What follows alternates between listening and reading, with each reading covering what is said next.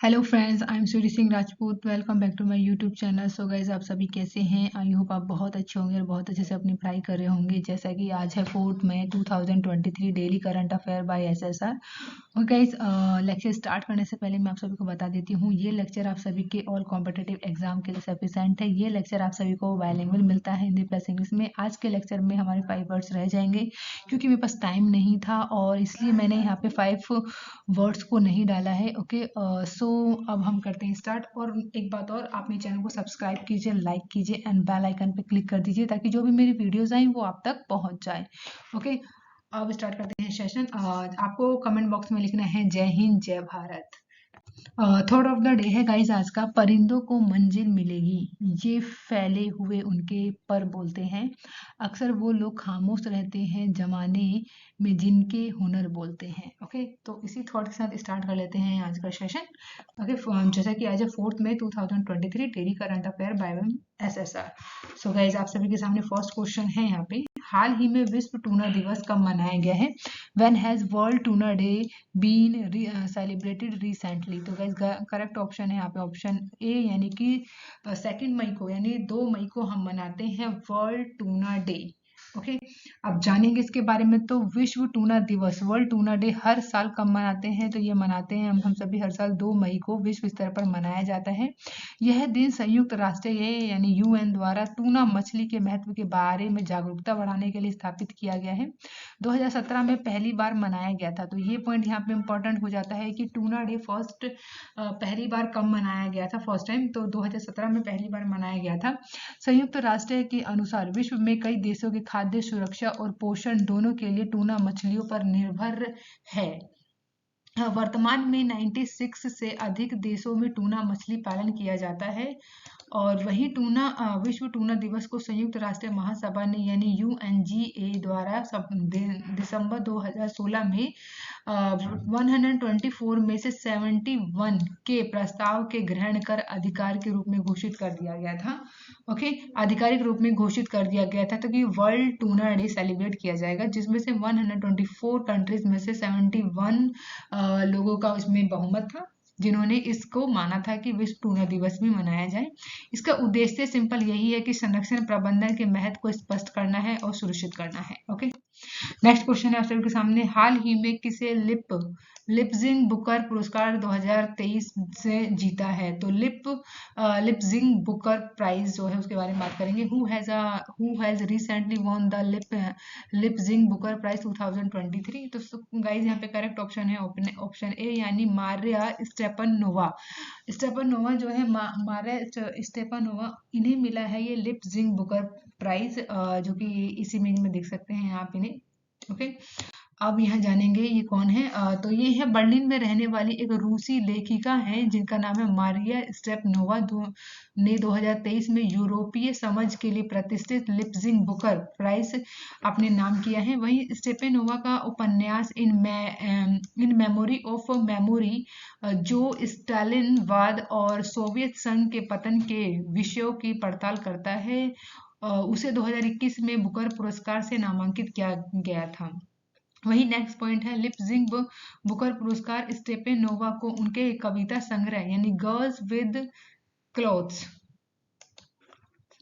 Okay, girl with clothes के लिए प्रदान किया गया था। अब बात करेंगे यहाँ पे महिलाओं के खिलाफ हिंसा और दमन को बढ़ावा देने वाली सत्ता गतिशीलता के मुद्दे को संवेदनशील रूप से संबंधित किया गया है द गर्ल्स विद क्लाउड्स में।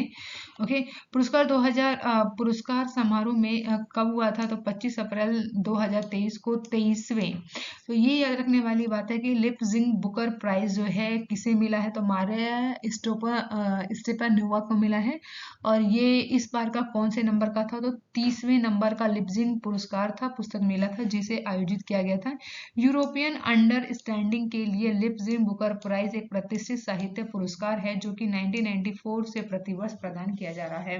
तो 1994 से हम जो ये पुरस्कार है लिप्जिंग पुरस्कार वो दिया जा रहा है। ओके, और इस साल को किसे मिला है? तो मारिया स्टेपनोवा को मिला है।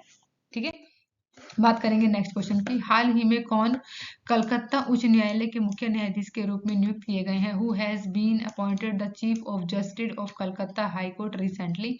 तो गैस यहाँ पे करेक्ट ऑप्शन है ऑप्शन बी, यानी कि टी एस शिवगामन। ओके, टी एस शिवगामन को मिला है, वो बने हैं इस साल कोलकाता उच्च न्यायालय के मुख्य न्यायाधीश के रूप में इन्हें चुना गया है। जैसे कि इस पर्टिकुलर छोटी सी इमेज में आप देख सकते हैं इन्हीं का नाम है टी एस शिवगामन, जो कि क्या बने? Chief justice of Kolkata high court. Bharat सरकार के आधिकारिक तौर पर न्यायमूर्ति टी एस शिवगमन को कलकत्ता उच्च न्यायालय के मुख्य न्यायाधीश के रूप में नियुक्त करने की घोषणा कर दी है।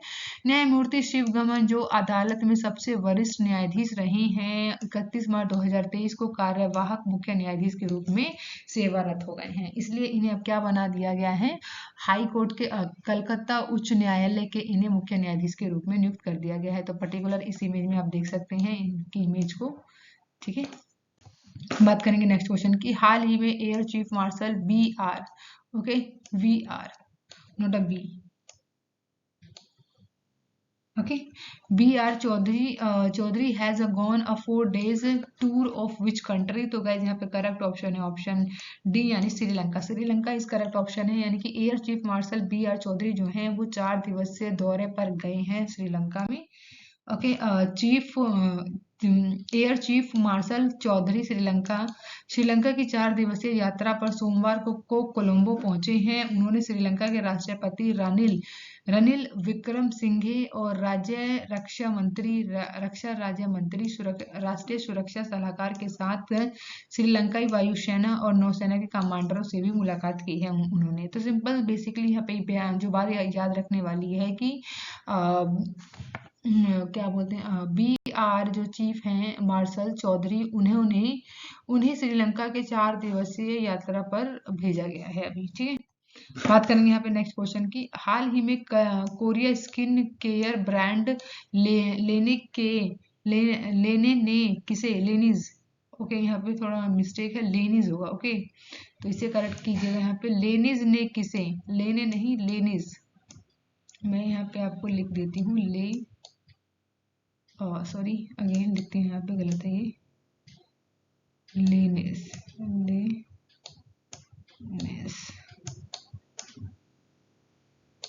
ओके, प्रॉपर यहाँ पे मैं लिख नहीं पा रही हूँ, थोड़ा सा आप मैनेज कर लीजिएगा।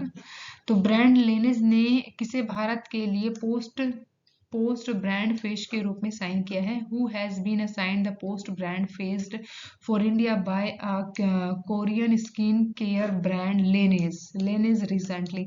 तो गाइस यहाँ पे करेक्ट ऑप्शन सी, अथ्या सेठी को, जैसे इस पर्टिकुलर इमेज में देख सकते हैं। तो लेनेज जो है एक कोरिया का एक ये ब्रांड है जो कि स्किन केयर से रिलेटेड प्रोडक्ट को बनाता है। तो उन्होंने ही अथ्या सेठी को वहां के लिए अपने फेस ब्रांड के रूप में फर्स्ट टाइम साइन किया है, अथ्या सेठी जी को। ओके, हाल ही में किसे लंदन में बिफ्टा फेलोशिप मिलने जा रहा है? Recently who is going to get a BAFTA distributing fellowship in London? तो क्या यहाँ पे करेक्ट ऑप्शन है ऑप्शन बी, यानी श्रुति शायल जी को बिफ्टा फेलोशिप दिया जा रहा है लंदन में।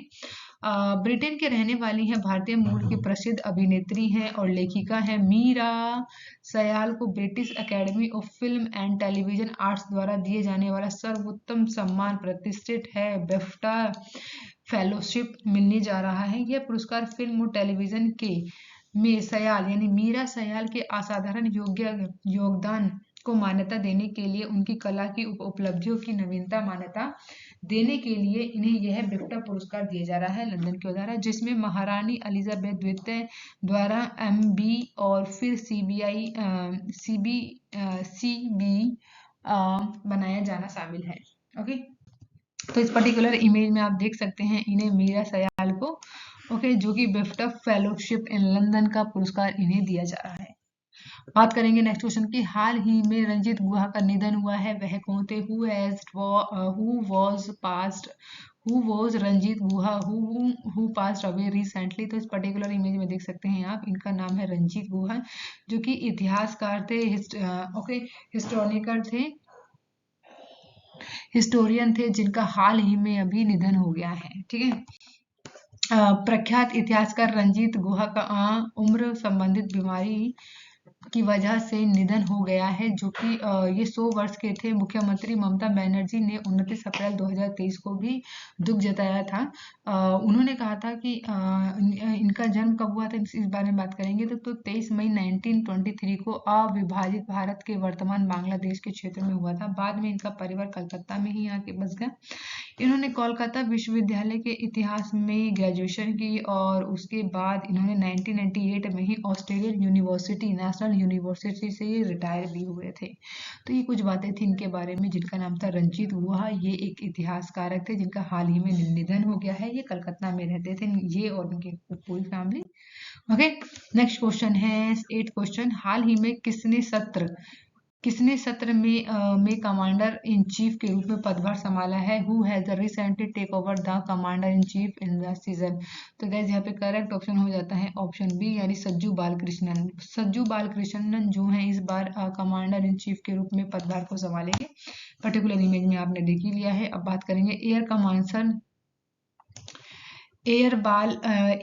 मार्शल बालकृष्णन अंडमान और निकोबार यानी कि सिनकैन के 17वें कमांडर चीफ हैं, जिन्होंने रक्षा मंत्रालय ने सोमवार को ये बयान दिया है और ये बताया है कि एयर मार्शल सज्जू बालकृष्णन और VSS VM के 1 मई 2023 के अंडमान निकोबार यानी सिनकैन के 17वें कमांडर इन चीफ के रूप में पदभार संभालेंगे। एयर मार्शल सज्जू बालकृष्णन ने रणनीतिक रूप से महत्वपूर्ण अंडमान निकोबार के कमांडर इन चीफ के रूप में कार्यभार संभाला है, जो भारत की एकमात्र त्रिसेवा कमान है। बालकृष्णन श्री मार्शल बालकृष्णन अंडमान और निकोबार कमान के 17वें कमांडर इन चीफ हैं, जिन्होंने लेफ्टिनेंट जनरल अजय सिंह का स्थान लिया है। तो ये यहाँ पे इम्पोर्टेंट बात है कि 17वें कमांडर इन चीफ तो बने हैं मार्शल एयर संजू, ठीक है।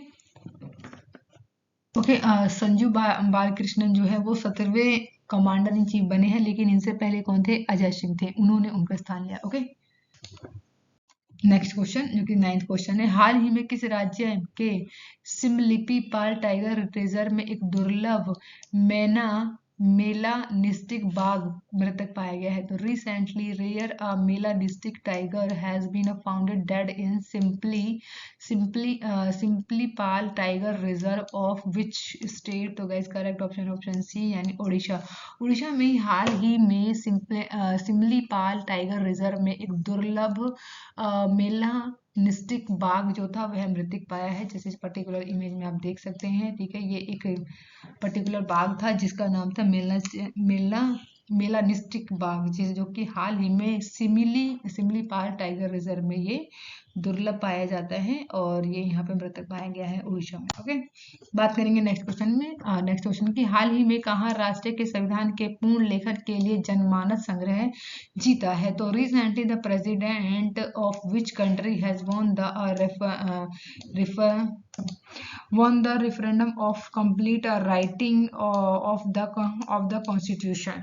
तो गाइस यहाँ पे करेक्ट ऑप्शन है ऑप्शन बी, यानी कि उज्बेकिस्तान में राष्ट्रपति ने संविधान के पूर्ण लेखन के लिए जनमानस संग्रह को जीत लिया है। ओके, सो गाइस आज के लेक्चर में मैंने 5 वर्ड्स को यहाँ पे इंक्लूड नहीं किया था, वो थोड़ा मैं भूल गई थी और थोड़ा मेरे पास ज़्यादा काम भी आ गया था। So guys thank you for watching, मिलते हैं नेक्स्ट वीडियो में। आप मेरे चैनल को सब्सक्राइब कीजिए, लाइक कीजिए और अगर आपको मेरी वीडियो थोड़ी भी इंफॉर्मेटिव लगती है सो प्लीज़ आप मेरे वीडियो को लाइक जरूर कीजिए। थैंक यू गाइज, अब मिलते हैं नेक्स्ट क्लास में। Bye bye, take care.